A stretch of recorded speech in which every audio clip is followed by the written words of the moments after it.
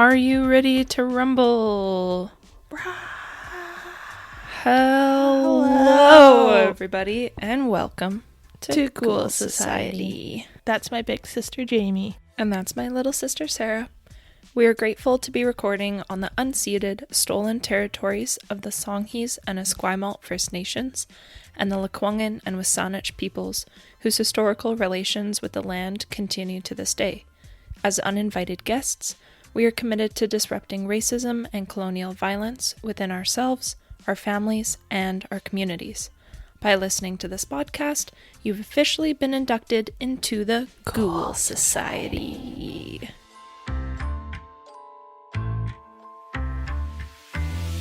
How are you doing? Good. Also, I remembered what I did yesterday. Oh. I hung up a bunch of shit on my walls that Nice. I haven't hung up ever. Hell yeah. That's So, exciting. Yeah. Like mostly stuff from Oma. Aw, you have a new gallery wall situation station or what? We rearranged it because we got some prints online. Nice. And, well, we're still missing one though because we haven't been able to find a frame for it. So we're just going to buy it online because we went to a couple different thrift stores and I haven't found a frame for it. Or I have this other print that I got at a market a couple years ago. Mm-hmm.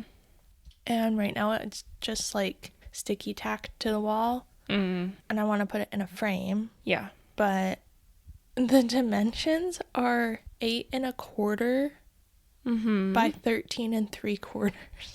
Ugh, that's so annoying. Like, what the fuck? That's so annoying. Like, huh? Yeah, that's not even close. Like, the next standard one would be like 10 by 14? I think so. Yeah. So That's really annoying. Unless you know. cut it, but I guess you'd have to But I cut don't quite a cut bit. it. Yeah, and it would look lopsided. Anyway, Yeah. So yeah, now I have to buy a big ass frame for this thing. Damn. Figure that out. You just reminded me that I want to put that picture in a frame.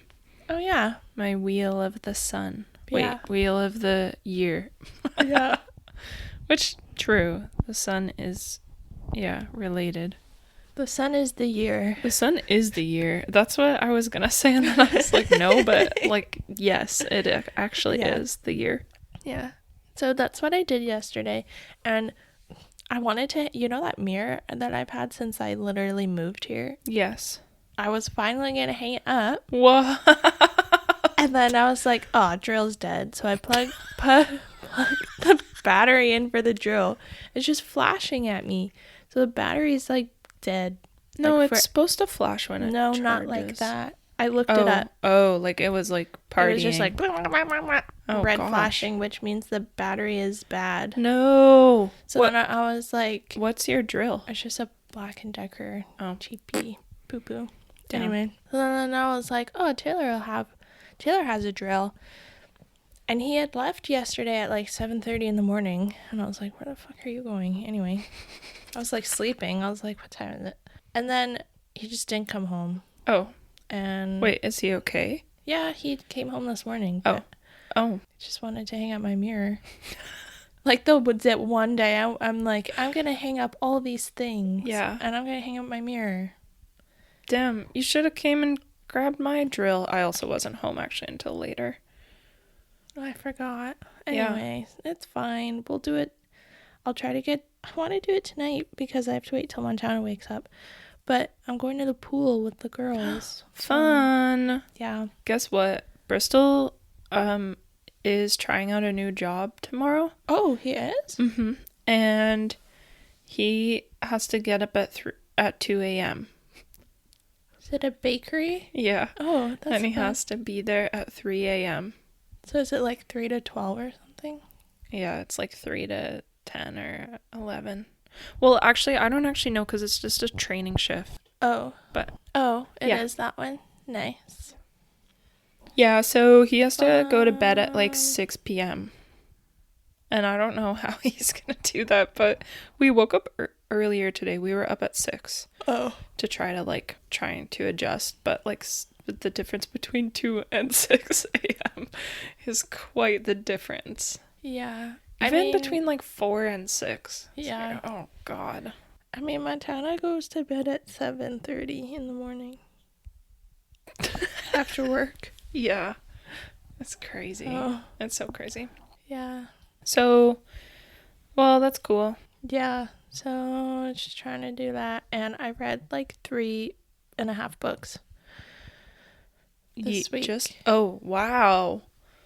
Yeah. Holy moly. Wait, are you still crocheting? No. Oh. Have you thought about doing it? Yeah. Yeah. Too many things going on. I can't add crafting into it. That's fair. And that's why I don't really read books. Yeah. I read graphic novels, but see, yeah, it's like one or the other, really. I don't have time for both crafting and reading. Unless you're doing audiobooks. Yeah, but I'm not. You like physical books. So many books on my bookshelf. Yeah, I read 3.5 books because I was home, so I just read all the time. That's great. That's all I did all read week. 170 graphic novels in 2024. Whoa. Isn't that amazing? Nice. Maybe, like, I guess we could subtract, like, maybe 5 to 10 of those, because some of them I read, like, the first little bit, and I was like, I don't like this. But not many. It's, like, very once in a while. Yeah. Or I would accidentally, like, download, because I'm using the Libby app, I would accidentally download a non-graphic novel and then be like, oh, shit. Oh. But yeah, I was really proud of myself because that's, like, way more than I've ever read in a given period of time. Nice. I read 37 books last year. Wow, that's amazing. Yeah. That's like, 3 a month. That's so crazy. Yeah. I don't know how you do it. I don't know, but I've already read 8 books this year. Wow. So. Now you're 4 a month. I know. Well, that's only halfway through February. Oh, did you have a nice Valentine's Day? Yeah. What did we do? We got up and had waffles. Montana went and got me some flowers. I said, I don't need flowers. They're so expensive. And he said, I want to buy flowers. Oh, okay. Cute. And then we hung out all day and I read and he played video games. Classic. That's what we do every weekend. Love it. And then we went to dinner at 9:30 p.m. Yes. Oh my to god. Zambries. Wow. Yeah. And how was that? It's so delicious. But they were out of focaccia and pizza. Oh. And we really wanted to try the focaccia and pizza. So what did you get? So they had like a Valentine's antipasta. Pasto, yeah. Yeah, antipasto. So it was baked oysters, salami, prosciutto, cheese. I forget what kind of cheese. Burrata, maybe? Damn. And some pickled vegetables. So it was like a little charcuterie board. Yeah. Mm-hmm. Yep, you were right. Antipasto. Right. Yeah, so it's literally just a charcuterie board. Yeah, so that's what we had. Well, antipasto is like your traditional first course of a formal Italian meal. Yeah. That's cool. So that's what we had. And then we had carbonara. It was really good.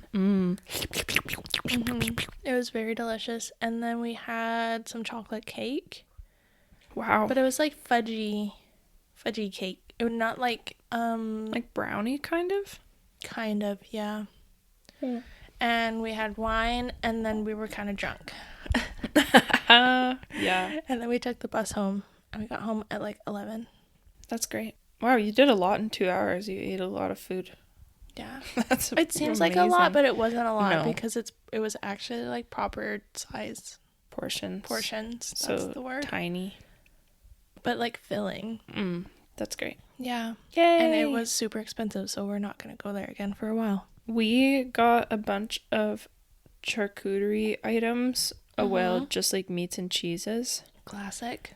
And then we ate those with a baguette, and then we drank our fancy bottle of wine that our landlords gave to us like last year. Oh, that's nice. And then we played Stardew Valley. Nice.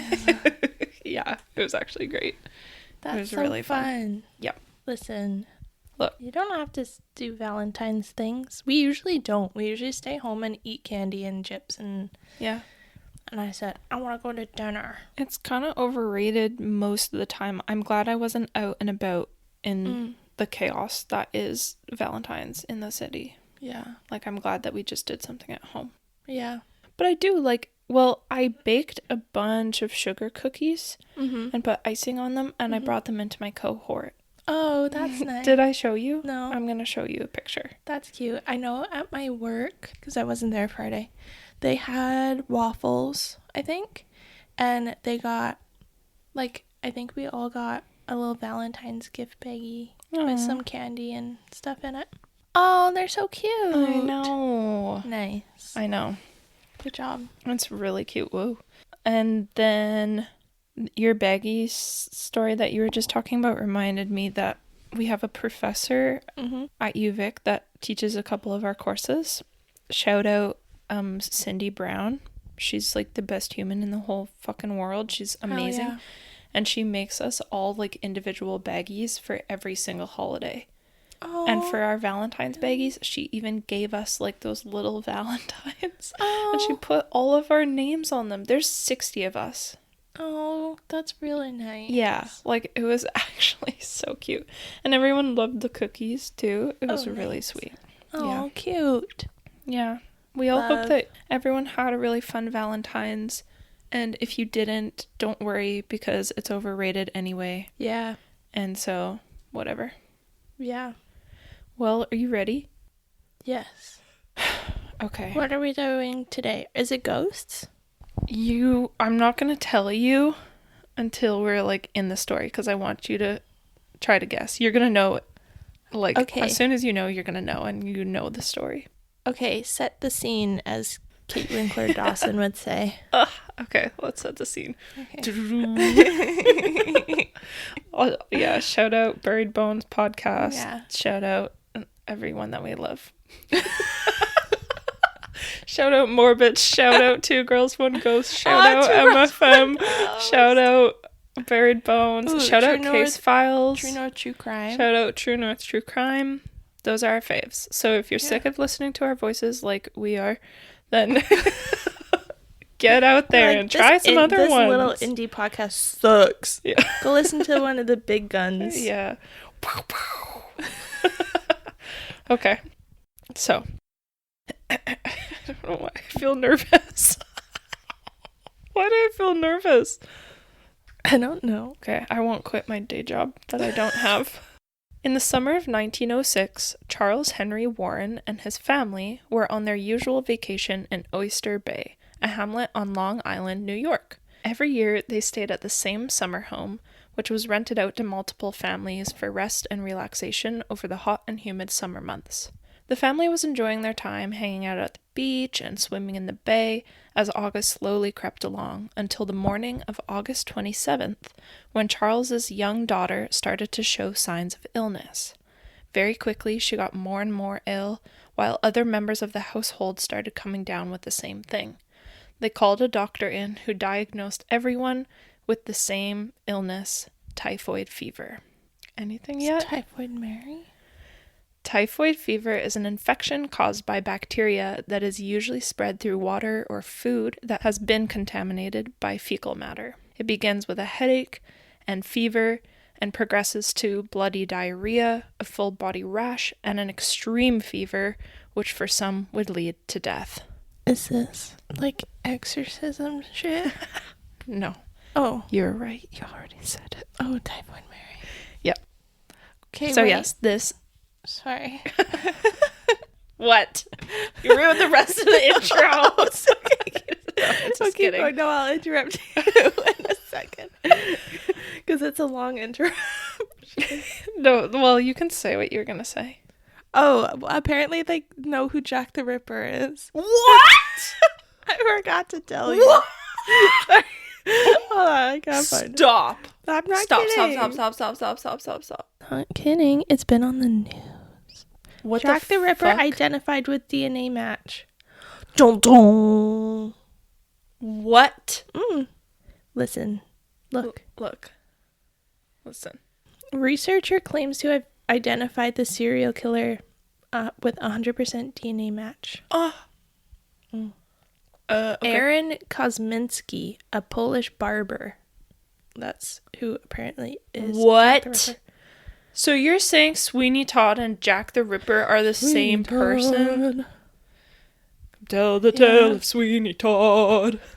Yeah. His face was weird and his legs were odd. I don't remember the words. I don't remember. Wait. So, okay, because Sweeney Todd was never a real person. Yeah. But now it kind of seems like Sweeney Todd is based off Jack the Ripper. I know. I never thought about that. Mm-hmm. And it turns out he actually was a barber. Yeah. So someone knew. The playwright. I feel like he already had to have been like a barber, a surgeon barber, because like he had to be a surgeon though, not a barber. Surgeon barber. Oh, barber surgeon. Sorry. What? So they cut your hair and cut you open? I don't get it. In those days, quote, this is from people.com. Quote, in those days you had to have anatomical knowledge as a barber. End quote. I mean, that's not the full quote, but like you had like they were called barber surgeons. What? Like a hairdresser barber? Yes. What the hell? Okay. Okay. Anyway, so holy shit. This is breaking news. Well, and apparently like Aaron Kosminski, who is thought to be Jack the Ripper, was considered a strong suspect in 1891. Oh. Yeah. Oh. Was he... How? Do you know why?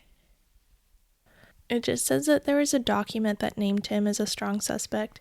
Apparently he had strong homicidal tendencies, but I guess also like earlier in this article, this researcher... Hold on, let me find this researcher's name. Russell Edwards is this researcher who believes that Aaron Kosminski is Jack the Ripper. So he's like a historian, but whatever. He says that he, like, Kosminski had or lived with schizophrenia and had auditory and visual hallucinations and homicidal tendencies. Wow. Yeah, and so Russell Edwards, he wrote a book as well titled Naming Jack the Ripper, and he thought Kosminski has been the killer. He claimed it over 10 years ago. Wow. And apparently they confirmed that Kosminski's DNA was on one of the victim Edo's shawl. Mm-hmm. Yeah. From her. Yeah, because there was like... That is crazy. Mm-hmm. It's so crazy to be like... Also, it's interesting that you're bringing this up because one of the episodes I was listening to, the MFM episode, was about the children of the snowstorm, children of the blizzard, the Great Blizzard of 1888. And that was the same year that Jack the Ripper was operational, and they were talking about it. And then I was thinking about how, like, I know we said in the past, like, we would never cover Jack the Ripper. But then I was like, would I cover Jack the Ripper? I feel like you could definitely do it. It's big. I know. It's just that Morbid did such a good job that I'm like... I know. I would rather just send people there. Yeah. I know. It's like 8 parts or something. Yeah. But yeah, so apparently there is DNA matched with direct descendants of the victim, Edo's, and then with Kosminski as well, with what was the DNA that was found on Edo's shawl. Wow. That is so wild. That's like... Yeah, so... 150 years later, they're able to use DNA from a crime scene. Yeah, literally, what? Like, whew.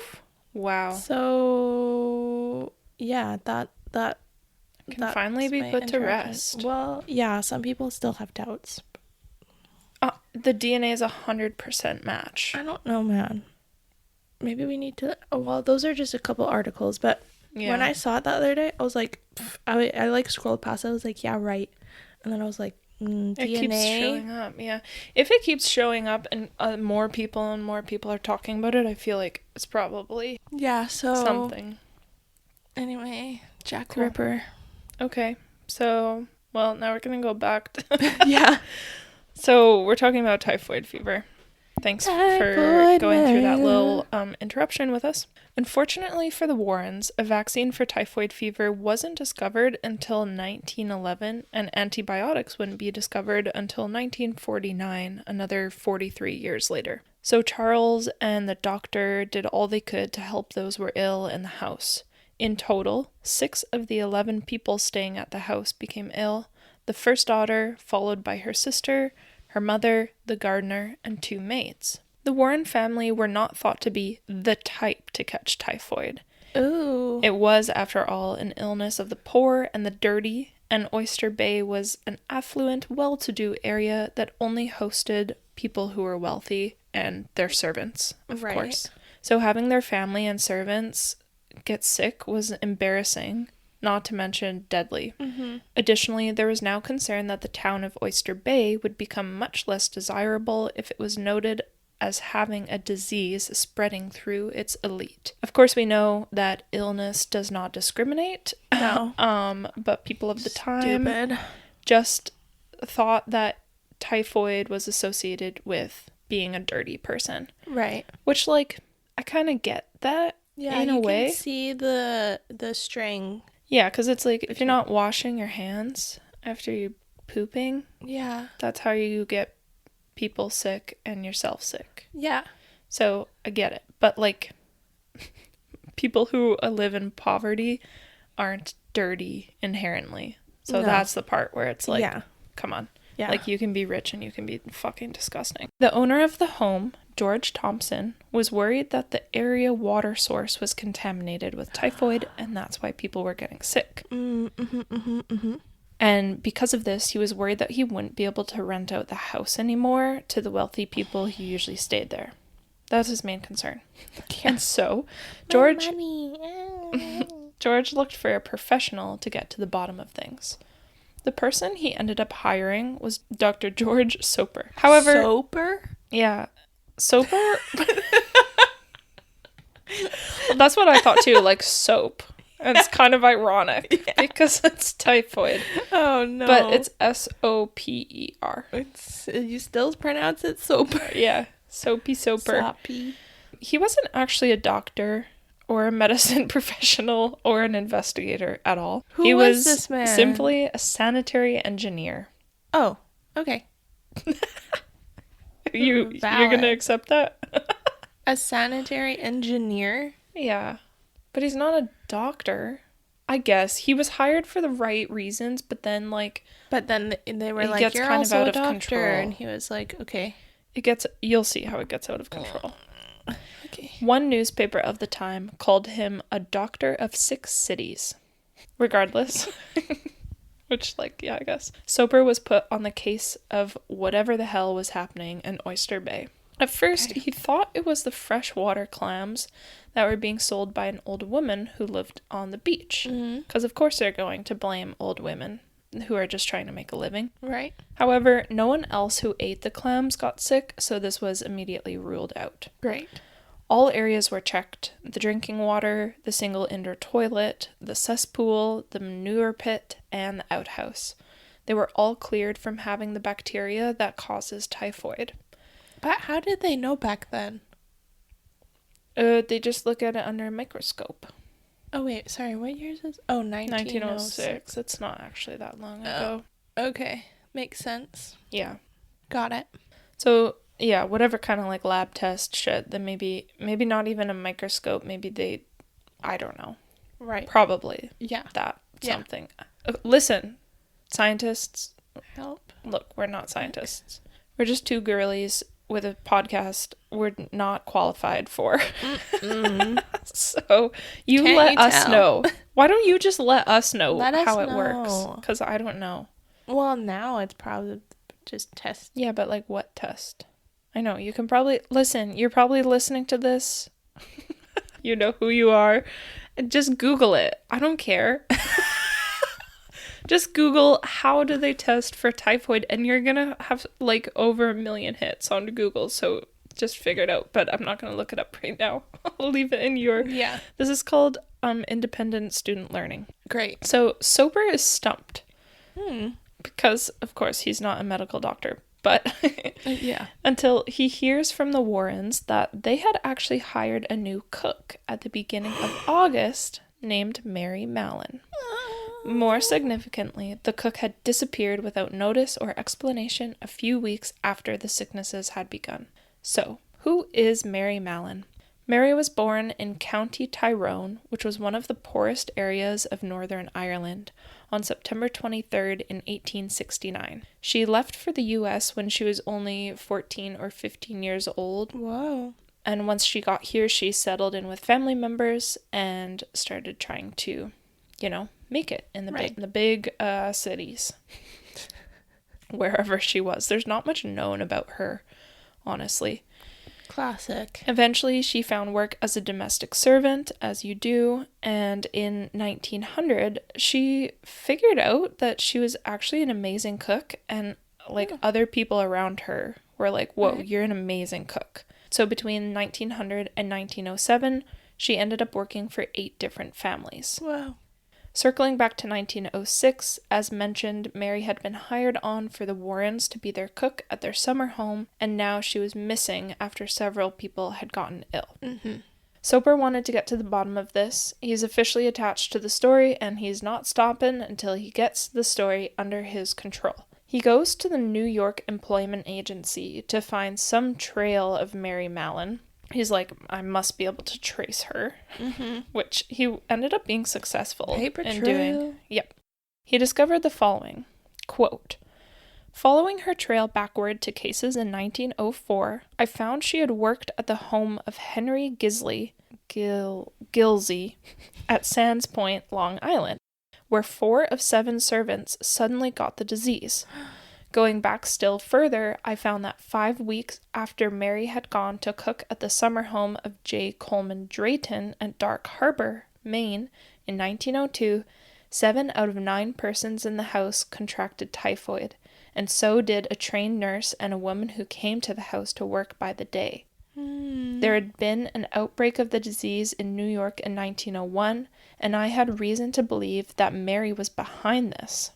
So he's blaming her for an entire outbreak of typhoid. Right. In 1904, Tuxedo Park, the fashionable summer resort, was stricken, and I discovered she had cooked there in that time. End quote. Okay. So somehow reports had reached Soper that Mary was cooking for a family who lived on Manhattan's Park Avenue in New York. Very soon, there ended up being 2 cases of typhoid fever in this home.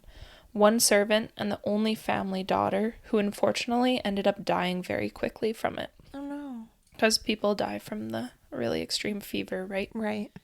So young, auto or immunocompromised, elderly people. Right. Soper shows up at this house unannounced. Oh. He's just like, what up? Shit, I know where Mary is. So I'm gonna just go to her. Hey, Mary. And he knocks on the door. Yeah. You're killing people. Literally, yeah. So Mary answers the door. She lets him in, even though she doesn't know him at all. Yeah. Or she's like, what do you want, essentially? Yeah, hello, and sir. Soper tries to explain to her that she's been getting people sick with typhoid, and she might be sick herself, and that people are dying, and that he needs to collect fluids from her. So he wants her urine, feces, and blood. Okay, sir. Sure. I'll give that to you right now. Exactly. Yes. So Mary's like, who are you? And she just kind of gives him a look. What the fuck? And she grabs a carving knife. I don't know. No. I think that maybe they're in the kitchen or something. And then she lunges at Soper with the knife. What the fuck? And so Soper starts running out of the home and onto the sidewalk. And that's where he sees Mary just slam the door shut behind him as he falls out of the house, essentially. She's like, you want my blood? Yeah, exactly. That's scary. Yeah. People think she probably had this outburst due to trauma of living in a place that was super anti-Irish and anti-Catholic at the time. Oh. So she's kind of just protecting herself. Right. This is a very kind of light, not even history, but essentially Irish people were condemned as taking jobs from Americans, quote unquote, even though they actually weren't, classic immigrant story. Classic Americans and Canadians blaming immigrants for taking jobs. And oftentimes, Irish people's homes and churches were burned or destroyed. So, Mary has... It's like time relives itself and nothing has changed. Yep. Always. And that's all I'm going to say. Yeah. So, like, probably don't lunge at people with knives, but also I kind of get where she was coming from. Yeah. Soper knew exactly what Mary served earlier, like in the Manhattan house that she was working at, that made everyone sick. Oh. He figured out it was ice cream with fresh peaches. Because cooking destroys bacteria, but uncooked things, so like the peaches mixed with unwashed hands, was not a good equation. Right. Also, it's kind of interesting because everyone assumes in this story that Mary, like, wasn't washing her hands. Right. Or didn't know how. Right. But there's no, like, remarks on that or evidence of if she was or if she wasn't. Right. Like, I've heard some sources say that she said she wasn't and she wasn't going to start. Right. But I did not find that. Okay. So who knows? It's a big mystery. It's a mystery. It just seems like the story ends up really being more about Soper and like how she was caught and not really about her. Like no one was really talking about what she felt. Right. Until the very end. Right. So it's a little fucked up. So Soper knew that people could pass bacteria onto others through various fluids, but since there was no record of her ever being sick, this was a strange new thing for him to understand. A while later, one day after Mary's work, Soper decides to follow her home. He sees... So creepy. I know. He's being a creep, yeah. He sees that she stops at her boyfriend's house, whose name is August Brioff. Brioff is an ex-cop that likes to just hang around and drink at the saloon. He doesn't really do much. He just kind of hangs out while Mary's off working. Right. And paying for everything, probably. Right, yeah. Somehow in this short time frame, Soper learns about Brioff, follows him to the saloon, and decides to befriend this man in order to get to Mary. Soper stated, "I got well acquainted with him. He took me to see his room. I should not care to see another like it. It was a place of dirt and disorder." I mean, he's not working. I don't know what you expect. He's probably really poor. Yeah, but also, again, you don't have to be... Just because you're poor doesn't mean you're dirty. Yeah. Like also, though, maybe just, like, I don't know, a man living on their own. Yeah. No offense. Sorry, but that's how it is most of the time. Sometimes. Yeah. Soper waits for Mary. So, okay. Sorry. Let me rewind a bit. He gets acquaintanced with Brioff. Yeah. He goes to Brioff's house, and then he's like, I'm just going to hang out here until Mary comes by. So he is waiting at Brioff's house. Mary eventually comes by, and she's like, what Hello? do you want? Like, I already literally chased you away with a knife, but okay, what do you want from me? Like, stop following me. She knows that he wants fluids from her for this, like, test, but she just didn't want to give him anything. Right. So, yeah. She's like, you can leave. Get out of here. I don't want anything to do with you. Right. Still, Soper did not stop. Okay. He connected with the New York City Health Department, warning them that they might need to use force against Mary in order to collect things from her. So instead of sending Soper out again, the health department sends Josephine Baker to her, thinking that sending a woman instead of a man might work in their favor. Right. But again, Mary refuses to cooperate. The next day, so they send Josephine. She refuses to cooperate again. She's like, can people just leave me the fuck alone? I just don't believe that any of this is happening. Y'all are just making it up because I'm an Irish immigrant. Like, fuck off. So the next day, they send Dr. Baker. They send Dr. Baker and the police to her workplace. Okay. Mary answers the door, attempts to slam the door before they get in, but she couldn't. Mary tried to flee, but the police chased her around for 5 hours when she was eventually brought to the hospital in a horse-drawn ambulance, even though she was adamant that she had done nothing wrong. In the ambulance ride, oh my God, Dr. Baker sat on her the entire way to restrain her, saying it was like being in a cage with an angry lion.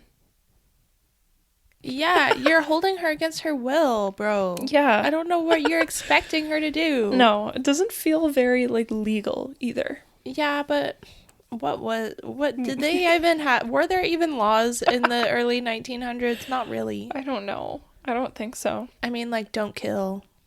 Yeah. That's probably it. Don't steal. Yeah. Yeah. Exactly.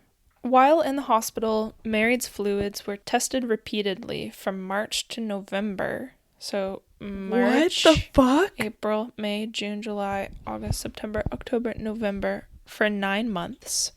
She was held there for 9 months? For traces of the bacteria that causes typhoid. And she was tested 3 times a week. She actually ended up being held there, I think, for about 11 months or longer. I'll get to that. Okay. Most of these tests confirmed that Mary did, in fact, have the bacteria that causes typhoid in her system, but some of the tests came back negative. Right. Now, I'm not sure how true this is, but Soper apparently felt empathy for Mary. He realized that she wasn't getting people sick on purpose, and she herself was not sick, but they had to keep her under lock and key in the hospital. Okay. Soper suggested to her that she get her gallbladder removed, as apparently that might help with the source of the bacteria, but she actually just wouldn't talk to him. Well, she was like, I'm not going to fucking talk to you. Yeah, of course. Like, why would she? Yeah. From here, Mary was sent to quarantine on North Brother Island in 1907. So, directly from the hospital, she's sent to here. Right. This island is on the East River between the Bronx and Rikers Island. It was home to Riverside Hospital, which was built in 1885, specifically to keep patients away from the rest of the populace. Is it haunted now? I was wondering. Or abandoned? Yes. Yeah, it's abandoned, right? Yeah. Yeah. And also, isn't there something to do with Rikers Island? That's still functional. But is it a prison? Yes. Okay, that's what I thought. Oh, yes. Like that, there's it's called what? Just like, I'm gonna look it up. Yeah, Riverside is abandoned, haunted. You can't go there anymore, I don't think. Okay. Yeah, so there is definitely a prison complex on Rikers Island. Yes. But it seems like maybe it doesn't really exist anymore. What? Really? I don't know. Where have I been? Oh, no. It still does. What? This is a crazy stat. As of January 13th, 2022, of the 5,548 people detained in New York City jails, including on Rikers Island and The Boat, 82%, so 4,487 people, had not been convicted of a crime. So 82% of the people in the jails in New York have not been convicted of a crime. They're just like waiting for the system, or waiting because Get it together, New York. What the fuck? What the fuck? It's a classic. Anyways, okay. Riverside. Tangent. Riverside. Right. Yeah. Riverside Hospital. Oh yeah, Riverside Hospital. Yep, that's where we are. So this hospital held patients who had tuberculosis, smallpox, yellow fever, and typhoid fever. Here, Mary had to give stool and urine samples 3 times a week for testing. And again, authorities suggested removing her gallbladder, but she refused. Mm-hmm.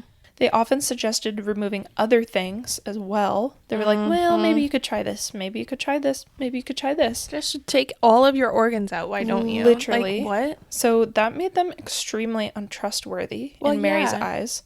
So because she continuously declined. She would have just died from the surgery. She probably would have just gotten an infection. Probably. Yeah. She's like, don't steal my stuff in my body. Thank you.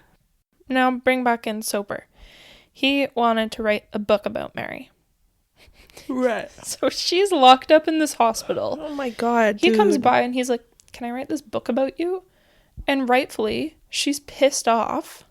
Like, leave her the fuck alone, Soper. Yeah, and he wanted to apparently know how many times she had caused a typhoid outbreak. And she's like, I don't want to talk about this with you. And she just ignores him. Yeah. And she actually gets up and just locks herself in the bathroom until he leaves. Nice. Yeah. So this is a quote from Mary. It said, I wonder how the said Dr. William Park would like to be insulted and put in the journal and call him or his wife Typhoid William Park. Get him. Yeah. So that maybe I should state too, sorry, that was a little bit of an out of the blue quote, but that was in relation to like obviously one of the doctors that was on her case and kind of started the name of like calling her Typhoid Mary. Right. She wanted to prove that she didn't have typhoid because of course she never felt it. Right. She's sus of everybody. Yeah. She's just like, I'm just trying to live my life. But also I wonder why then, like why every time someone got sick she just left. Yeah, I was that part thinking is a little that bit too. Like the previous house she worked at, like they got sick and she just left right away. I was like, okay. I know. So I don't know. I don't know. Like, did she actually maybe know? We don't know. Like, I feel like the first time it's like, oh, the people I work for, yeah, they got typhoid, so I left because I don't want to get sick. The second time, it's like, oh, that's a weird coincidence. But if it happens more than that, come on, Mary, you can use your brain. I know. You have a brain. I know. You're smart. Probably intelligent. But it's also the time when, like, science was pretty, like, being like, what? There are things that exist that we can't see with our eyes. Yeah. Unless you're, like, in that world. I feel like it is a little confusing still. But yeah, I agree. I know. Who knows? I don't know. Yeah. That's a little sus for sure. Yeah. So Mary she's like, I don't have typhoid. I'm going to get an independent lab to test my samples. She gets her boyfriend, Briof, who would ferry to the island, to collect her samples and bring them to an indie lab. All of these samples would come back negative for typhoid. Here's the thing, though. Right. They could have been wrong because maybe they were old samples, like it's being traveled. They could have been mistaken in the lab. Yeah. And we know from her previous samples that it wasn't present in every sample. Yeah. However, it was once in a while. Yeah. To Mary, this confirmed that doctors were making up lies to ruin her lives. Mm-hmm. Lives. Her multiple lives. It was another 11 months after this, so at this point it had been like almost 2 years, before Mary made a deal with the health department. Deal with the devil. And she was officially released from hospital in 1910. Here was the deal. Damn. She could be free so long as she checked in with them every 3 months, and she never cooked for others ever, ever, ever again. Right. Mary agreed, was released, and promptly disappeared. Yeah. Obviously. Yeah. She never checked in. No. She tried to sue the health department. Slay queen. The case actually got thrown out. Oh. Yeah. Classic justice. Mary, she did try other jobs in other professions. She tried laundering. She tried, other domestic servant tasks. But eventually she went back to cooking as she paid more and she really loved it. Right. Officially, Soper was off the case, but of course, since he's a creep, he kept an eye on her. Also around this time, Mary's boyfriend, Briof, ended up dying from heart complications, which further made Mary untrust the medical system, because he was like having complications, and then she was like, okay, let's take you to the hospital, and he died in hospital. So she's like, what the hell? That's really upsetting. Yeah, and she said, fuck it, I don't care, and went back to doing what she loved, which was cooking. Right. Through this time, Mary used pseudonyms such as Mrs. Brown and Mary Breshoff, or Marie Breshoff, working at fancy hotels and a sanatorium in New Jersey, a hotel in Southampton, and a restaurant in Broadway. Mm-hmm. There's no way to know how many cases Mary created, but there's also no record that stated that Mary ever believed she was to blame for any of the cases. Mm-hmm. She was, in fact, the first person ever that was asymptomatic to be studied. Right. So, of course, there have been asymptomatic people forever, but she was the first one to really be studied. Right. Mary thought authorities were using her as a scapegoat in connection to the outbreak of typhoid. And she never believed she was doing any harm when she went back to cooking. So she just kept cooking and doing her thing and using her pseudonyms and hiding from the health department. However, that's pretty fucking crazy, actually. I know. Mary, come on. I know. Like, I But she just never thought. I get it. I know. I get it. Somehow. Damn. Yeah. 5 years later, Dr. Edward B. Cragen approached Soper again.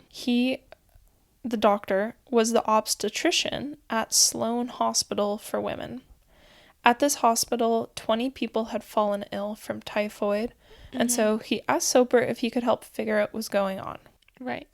Soper went to the hospital and did some checks. He was like investigating, doing his whatever sanitation, engineering bullshit. And while he was in the kitchen, he saw a recipe on the counter that was in Mary's handwriting. Oh. Apparently, he could immediately tell her writing because she wrote him many, many letters. Like angry ones. Letters? Yeah. Trying to be like when she was in the hospital for the first time, trying to be like, I hate you so much. Right. And leave me alone. Right. That's probably what she said. Yeah. Fuck you, Soper. Fuck you. Soper turned to Dr. Cragen and said, I know exactly what's going on here. So I'm not exactly sure how it went down. There's not a lot of record around it, but Soper called the police and they arrested Mary, who did not put up a fight at this time. She just let them take her away. Okay. Mary was sent into quarantine again on the same island. She lived alone in a cottage on the hospital grounds, and she was often still tested for typhoid. But she kept herself busy. She did knitting. Mm-hmm. She did, she just hung out. Yeah, she did. She kept herself busy. She did her thing. Yeah, and she also eventually was trained by some people who worked in the hospital, and she was able to work in, like, the labs. Okay. That were on the hospital grounds as well. So, but she wasn't a free woman. No. So that was kind of shit. Yeah. Yeah. Damn. At this point, Mary finally admitted to herself that typhoid did perhaps follow her wherever she went. She settled into her confinement, and she was actually allowed to head into the city whenever she wanted. Right. Because it's not like she's doing anything. Yeah. But, well, it's kind of interesting, like, that they would let her go, because she could just run away. Yeah. But she always came back.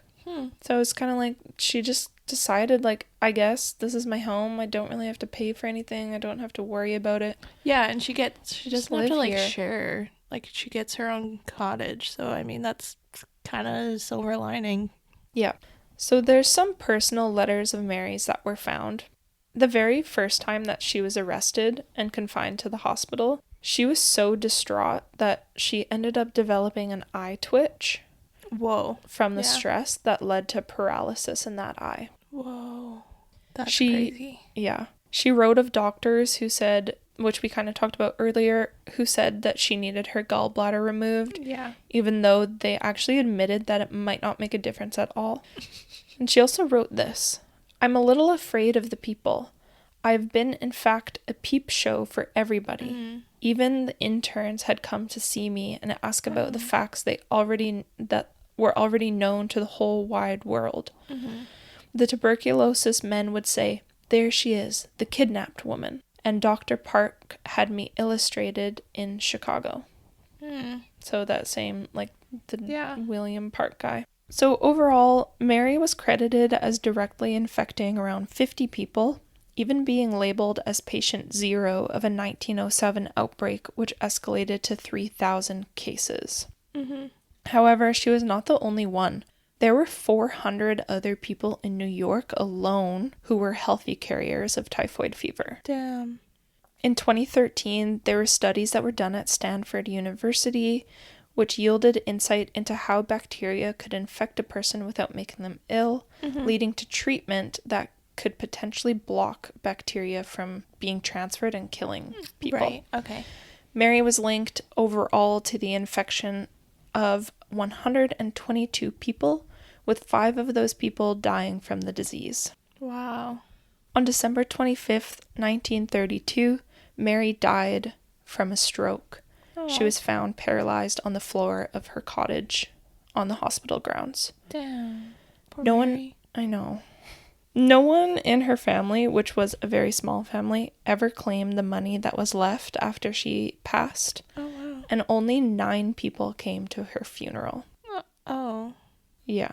Some claim the autopsy revealed that she had a super high concentration of bacteria in her gallbladder. However, others state that this was just used to, like, validate her confinement at the hospital. Yeah. Here is an interesting thing. While Mary was living on North Brother Island, there was another carrier of typhoid living and working in New York named Tony LaBella. Tony LaBella was a farm worker who was asymptomatic, and the Department of Health had forbid him from dealing with food, of course. However, he ignored this. Yeah, okay. He is linked to 87 cases, with 2 people dying, so almost as much as Mary. Yeah. He eventually left New York and went to New Jersey, causing 35 more cases and 3 more deaths. So actually, the same amount as Mary. Yeah. He was held in isolation for 2 weeks. Okay. But then he was released and was able to just live his life freely. Because they said he's the man of the house and he needs to take care of his family. I know. Sarah's giving me a big eye roll. It's so fucked. It's so fucked. There was also another man who worked in bakeries and restaurants. He was told to not handle food, but he did it anyway, which is a bakery. Like, that's terrible because that's not even being cooked. Like, you're dealing with it afterward usually. Yeah. He was caught making a strawberry shortcake and he was brought before a judge. However, the judge said that he couldn't send him to jail, and so he would leave it up to the Department of Health. What? He was never forced to live in any form of isolation either. Meanwhile, literally meanwhile, Mary is forced for the rest of her life to live at the Riverside Hospital. Oh my God. I hate men. Yeah. So... Sorry, guys, but I hate men. I hate them. I hate them. I actually am so mad. I'm mad so at mad. like the societal What the fuck? situation that this has That's caused. so disgusting. I know, it's really fucked up. So 1900s. Yeah. Mary was the only person that was ever treated in the way that she was treated. So every time you give your hands a wash, give a little nod and remembrance to Mary, just a girly who had the spirit of cooking, maybe a little too much. And that is the case of Typhoid Mary. Damn. Thank you. You're welcome. I know. Mary. Poor Mary. It's also interesting because, like, when I've heard this story before, I think the first time I heard it was on MFM. I think. Yeah, me too. Probably. And I remember it was very much, like, more, more blamey, I think. Yeah. And more like Mary knew what she was doing. Yeah. Like she was a killer. And that's how she killed. Yeah, that's right. But I don't know if she was. Like, the way that I understand the story now and the way it's painted, I actually watched Bailey Sarian Dark History, her episode on Typhoid Mary, which actually came out not that long ago. Yeah. Like a few months ago. And it was more in this kind of vein and less like she knew what she was doing kind of vein. Right. So, I don't know. If you're interested, go check that out. Big shout out, Bailey Sarian. We do love her too. So much. I remember watching her when she only had like 30,000 subscribers. Yeah, and now she's so massive. 9.7 million. 9? She's at 9? She's almost at 10 million. God. I know. That's like more. That's a lot. I think that's probably more than MFM. Maybe not. But maybe. I don't know. Damn. Yeah. We're only at. We still haven't got to our 1,000 listener mark. Listen, we have like 50 followers on Spotify, so that's actually kind of amazing. Like 55. What? So. Okay, the 55 of you that keep coming back to this crazy. That's just Spotify. I haven't checked Apple in a while. Yeah. This crazy wily time. Yeah. That is not that well done and chaotic. We really thank you for listening. Yeah, thank you guys for coming back, and obviously you like what we're saying, so yeah, you're welcome. Yeah, and we hope you stay warm and safe, and wash your hands. Springtime, and wash your freaking hands. Wash your hands. Yeah, wash your hands. Yeah. Thank you. Thanks, everybody. Love you. And we'll see you next time. Bye. If you have any questions, comments, concerns, or corrections, that's a QCCC. QCC. QCCC. You can email us at ghoulsocietypod@gmail.com. You can DM us on Instagram at ghoulsocietypod. You can... What else can you do? Oh, for any of the resources that we use, the episode's description or trigger warnings, you can find it in the show notes of each episodes. Yes. And... That's it. Okay. Woo! Get out of here. Okay, bye. Bye.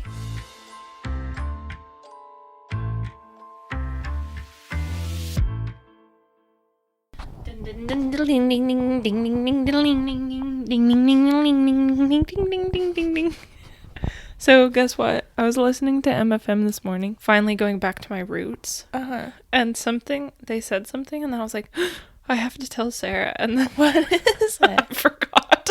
What? Okay. I fully forgot, so I'm sorry. Oh, you forgot what it is. Mm-hmm. Oh, okay. Yeah, I have no idea. That's fine. I really don't know. You want to close the door? Okay. There you go. There she blows. I want to do another lighthouse episode. Yes. I want to do a boat episode. Yeah, like a pirate ship. Yeah, like Pirates of the Caribbean. Dead pirates. Dead pirate. Ooh, actually, yeah. Yeah. Hold on. I turned the tale of Sweeney Todd. His eyes were big and his mouth was odd. For Sweeney Todd. The demon barber of Fleet Street. We're a mess today. This is a disaster. This is going bad. This is going really bad. We have like 7 hours of sleep. I don't know what